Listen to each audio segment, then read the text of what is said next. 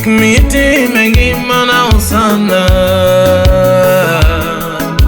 omiya luongi ni jaherana Rabi, omiya luongi ni jaherana Rabi, omiya dendi nosiepna yaye, omiya dendi nosiepna yaye. Iloko ngimana Yesu, madongi gola e chuodho Yesu na Baba. Iloko ngimana Baba, madongi gola e mudho.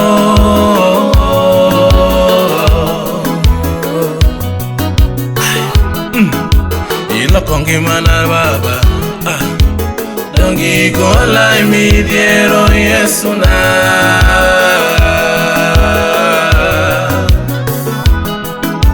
Iloko ngimana Yesu, ni dongi gola e tuoche.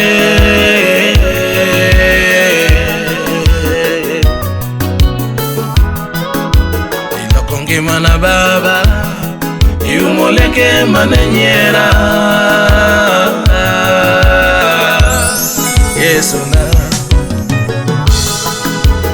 Emomiyo alando bendi kaonge luoro Yesu na.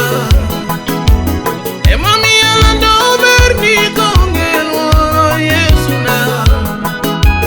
Emomiyo achiwo bendi kaonge luoro sana. Emomiyo achiwo bendi kaonge luoro Yesu na. Owete biro milie mit mar Yesu, nyimine biro milie mit mar Yesu, oganda biro milie ber mar Yesu, oganda biro milie mit mar Yesu, biro milie, biro milie, biro milie, biro milie, biro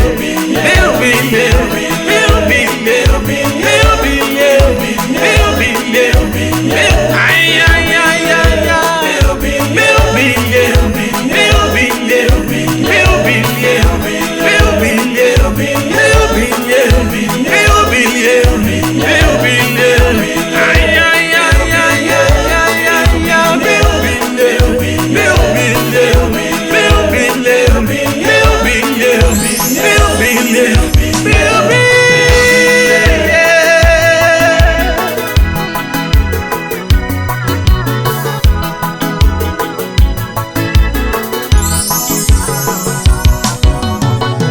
Arwot Nyasaye, abiro paki gi chunya duto. Kaulo gik madongo duto misetimo. Abiro paki gi wenda, abiro paki gi thuma, abiro paki gi wenda, abiro paki gi thuma. Omiyo sama miel ni Baba, amil ka ng'ama olocho. Omiyo sama miel ni Yawe, amil ka ng'ama olocho. Omiyo sama yongo Baba, ayongo ka jalocho. Omiyo sama yongo Wuora, ayongo ka jalocho. Omiyo sama wer Baba, awer ka ng'ama olocho. Omiyo sama wer ni Baba, awer ka ng'ama olocho. Omiya nying manyien Baba, omiya nying manyien osana, omiya nying manyien Ruodha,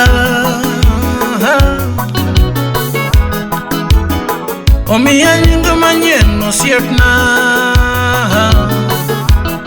En ang'o manyalo chuli Yesu?